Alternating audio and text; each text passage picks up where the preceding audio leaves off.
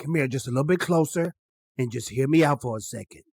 What if X-Men 97 is colder than the original series? And I don't care what you freakers have to say.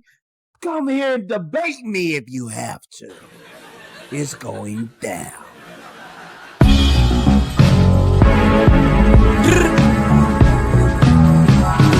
Hey, yo. What up, YouTube? It's your boy, Theta J.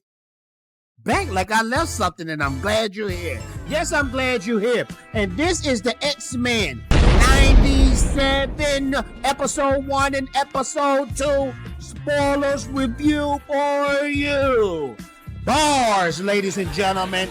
And I'm spitting straight from the survival scrolls. Meaning I'm not pulling up no articles or nothing. I'm just giving you that hardcore raw truth. I'm not like them people that get paid by Marvel to go to the red carpet and see the premieres.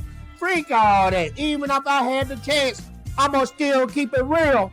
So you won't spend your hard-earned money on Disney Plus, which sucks as a streaming service right now. But before we get into it, because I'm not holding back, what I need you to do real quick, real fast, watch this video all the way to the end.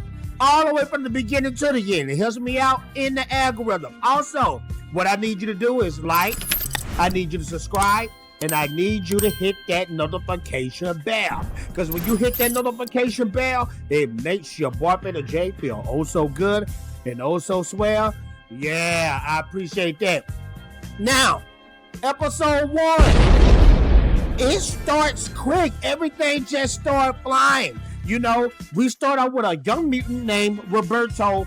He's getting hunted down by the Friends of Humanity. This is a terrorist human group who are kidnapping mutants to get a bounty on them. And they have Sentinel technology, advanced Sentinel technology. And the X-Men, of course, they saved the day. And they trying to see where the freak did this technology come from, and what the freak is Friends of the Humanity. And while they did their research, they had to track certain people down. They had to talk to Grey Rich, who, you know, killed your boy Xavier. And when they finally tracked the person down, who was, of course, trash, it was all out Sentinel X-Men, great violent fighting. It kind of reminds you of episode 1, Night of the Sentinels, from the original season 1, episode 1 of X-Men, the series. And it was really dope because I saw things. We saw things where Cyclops was using his optic blast, but he did it in different ways. And they did that with all the X-Men. We saw them use their powers in a basic way, and then we saw them use it in different ways. And I like that. I don't want the same old basic stuff. Now, the story, when it comes to writing in the story, the writers, I was okay with it. The only thing that I didn't like about episode 1, and this was my beef with the trailer as well, was that 3D what if type of animation. Now, I feel like it's going to grow on me, because let's go back to the powers. When it comes to their powers, the X-Men and the mutants using their powers, oh man, we just saw some dope things out there. You know, especially the scene where Jean Grey was getting inside Grey Witch's mind. And I know I'm butchering this name and forgetting this name. I want to say it's Grey Witch, but I know y'all going to kill me in the comments. I'm going to put his real name if I got it wrong. But when she went inside his mind and she saw her baby and she saw the mold and she saw the Sentinels and all that design and CGI, it looked dope. And I know that's something they couldn't pull off if they were still using the animation from the original series. So that 3D movement is growing on me, even though I hate with an absolute passion that what if 3D style. And I know they're not the same, but they are very much similar. So if I had to rate episode 1 is gonna get a big, fat, stinking B. Ladies and gentlemen, now let's go to episode 2. I just held up both fingers. 2. Now, episode 1 left off on a cliffhanger where we saw Magneto show up in a mansion, and he told everybody in the will, your boy Xavier said, the head mashed up in here. So you either get down or lay down. But as we see throughout episode 2, for some odd reason, Magneto has a change of heart. And they're leaning towards with Magneto, something is going on between him and Rogue. You know, some freaky, nasty stuff might be happening in the show. But Magneto actually shined. There's 2 characters that shine throughout episode 1 and 2, believe it or not. And it wasn't Wolverine. Wolverine wasn't one of them. Cyclops and Magneto, which is pretty dope because those are the 2 leaders right now of the X-Men, even though Cyclops is seeing his way out of there.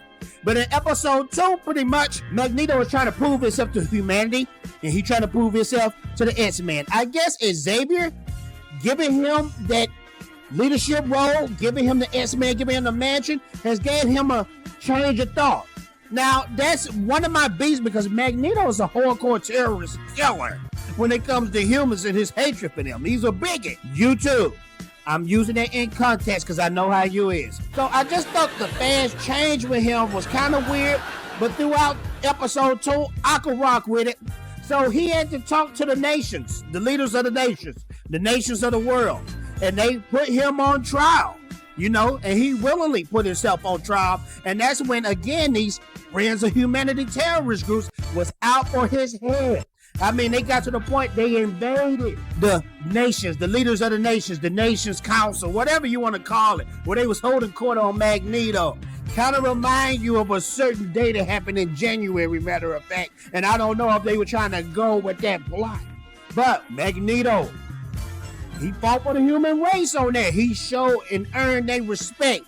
But this also came with a consequence because Storm, our beloved Storm, she got hit with something where she's not going to come back anymore with her powers. Her powers are completely gone. And that's where I'm going to stop with the story.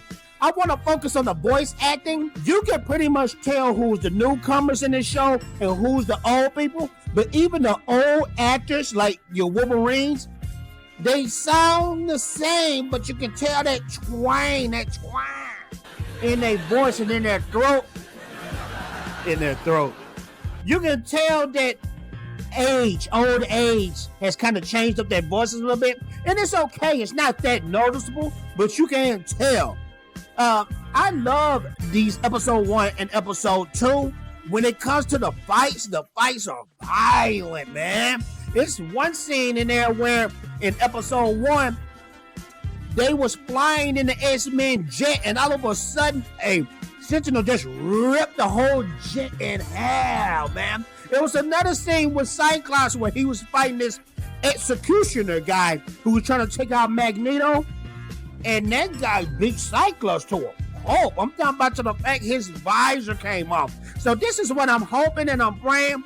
I'm hoping and I'm praying that Disney keeps going with this ball rolling. Marvel, you need this win. We need this win, man, because this haven't been the last 2 or 3 great years for Marvel. So I just hope you guys come with it. Keep up with this momentum because you guys have the trend of giving us a dope episode 1 and 2.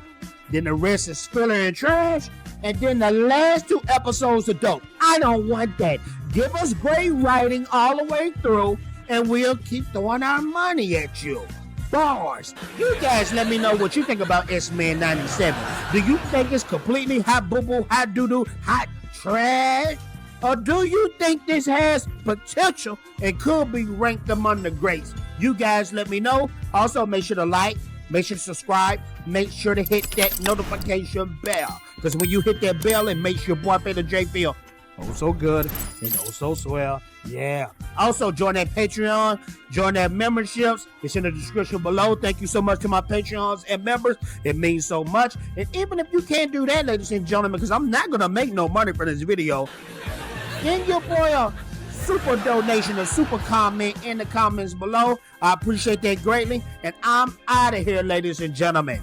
Ninja Ready. The time for talking is over. It's time to push buttons. You had the best version on the tape. It's unbelievable. Oh, you playing it? Now listen.